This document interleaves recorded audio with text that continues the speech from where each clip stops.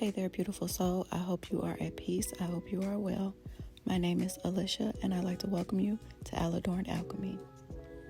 Today, I am going to be creating these super cute little girl custom candy bands. So if you'd like to see how I did that, check out my intro and come on in.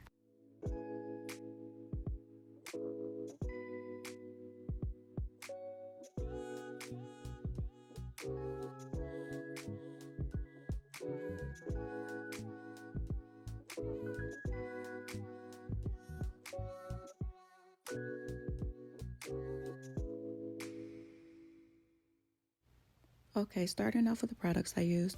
The name on the side of the box, I put that there. I tend to do that with items that don't have a name outside the box because I write out all my projects, so it helps me in the future so I'll know what to go back and grab. And as you can see, there are multiple little cabochons in here, so you can get many uses out of this. Okay, so these cute little bears came out of that box. We're going to go in and detail them. I've chosen to add a coordinating rhinestone and also a holographic heart. The Rhinestones Swarovski brand is not sold in store anymore, but I still wanted to show you what I used. So as you can see, I have glued the rhinestones to the feet and the holographic heart to the middle of the bear. Now I'm going in for a little extra detail for the eyes. I'm using an acrylic paint by the brand Folk Art. I'll try to find a link for that. And to finish it off, I'm using liquid fusion glue, and I'm adding black rhinestones for the eyes and also for the nose. To secure these bears to the tongue of the shoe, I'm using E6000 glue.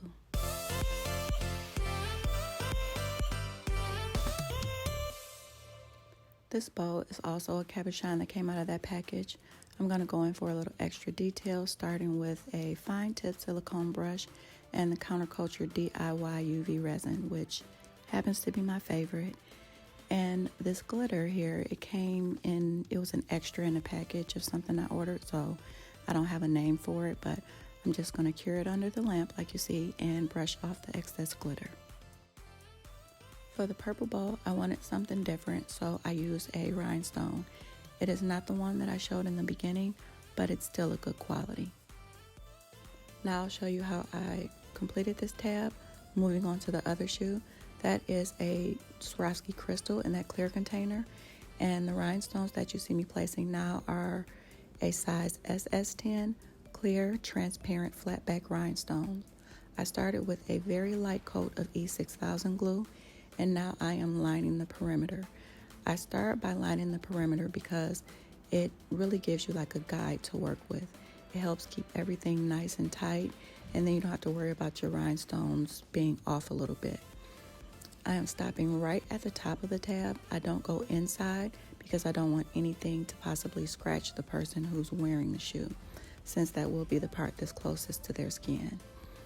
And I'll fill in the middle with that Swarovski crystal.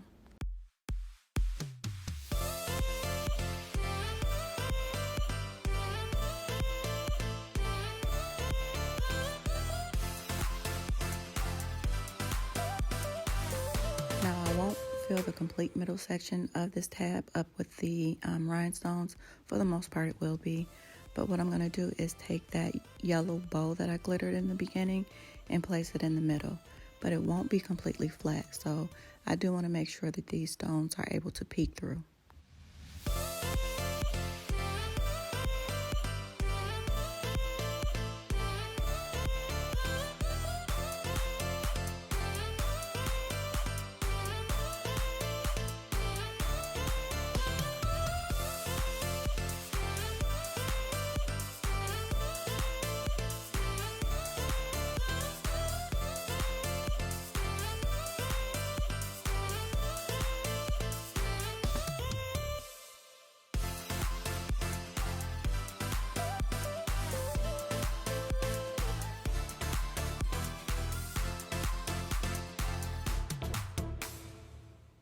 Now you can see how neat that is.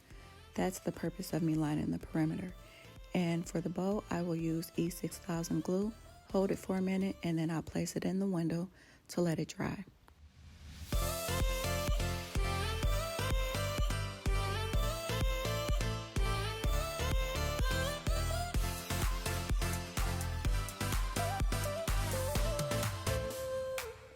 Moving on to the sole of the shoe, I'm going to use crystal glazed glue. It's an industrial strength glue. And those white rhinestones there, I believe they're made of resin. I got them from Hobby Lobby, but I don't have the packaging because I got them quite some time ago. And I'll just line the perimeter here.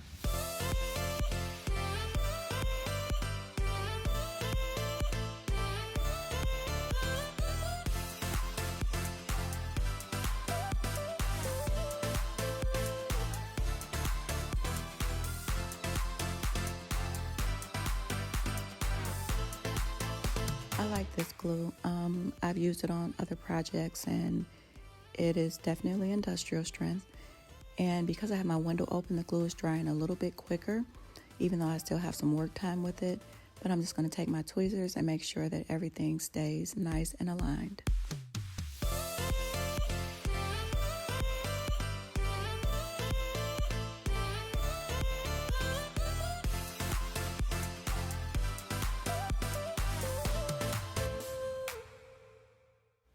Like I said, I've had these little rhinestones for a while.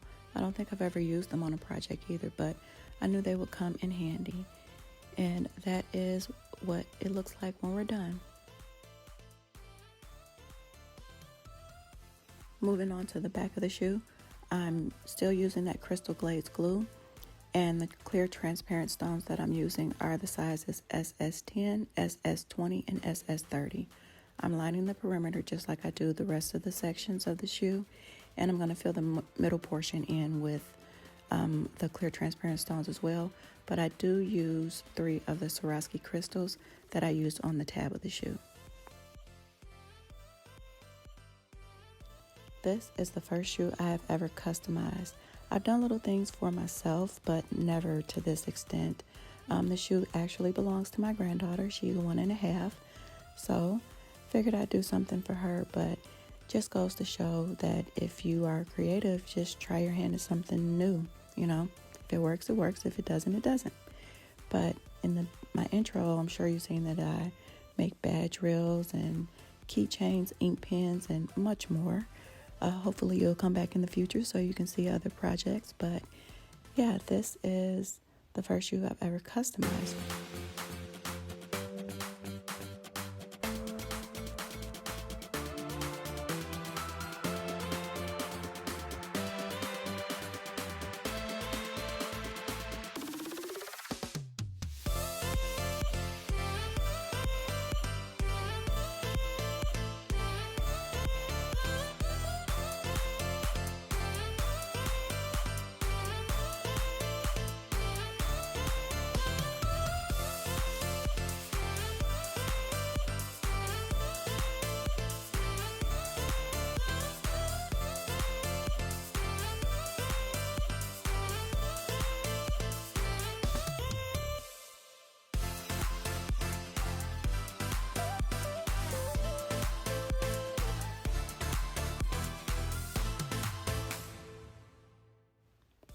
So I'm showing you that I started off with the Fusion Tacket. I think that's what it's called. I didn't like the finish that it gave under the rhinestones. So for the rest of the shoe, I go back and forth with the E6000 and the crystal glaze. I just liked the way the finish looked under the rhinestones or the transparent ones with the crystal glaze. And those crystals that I'm showing you there, they're by Swarovski, but again, I just want to show you because it's what I used. Now I'm going to line the perimeter of the blue section with a blue rhinestone that I got from Amazon, and I'll fill in the middle section with the transparent stones.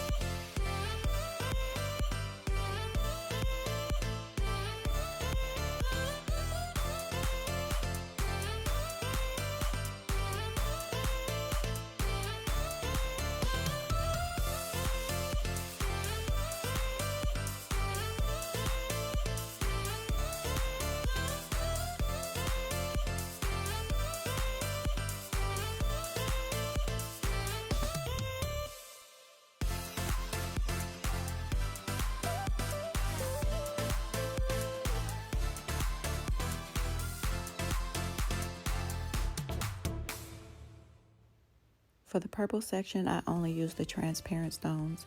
And just in case I didn't say it, all the cabochons that you see here, I got from the box. So that lollipop and the other little things, they all came from that same box I showed in the beginning.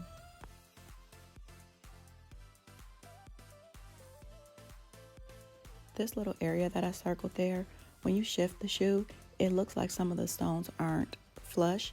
They are. When you look at it up close, you can see it's just because they're transparent. Here's what the shoes look like before I started. And here is the finished product. I think they came out super cute. I think I did a pretty good job for my first shoe customization. My granddaughter is going to look so cute in them. But I hope that you like the content today. Hopefully you'll come back in the future because like I said, I do so many other things. Don't forget to like, comment, and subscribe. Thank you so much for tuning in today. And until next time, beautiful soul, protect your peace and be well.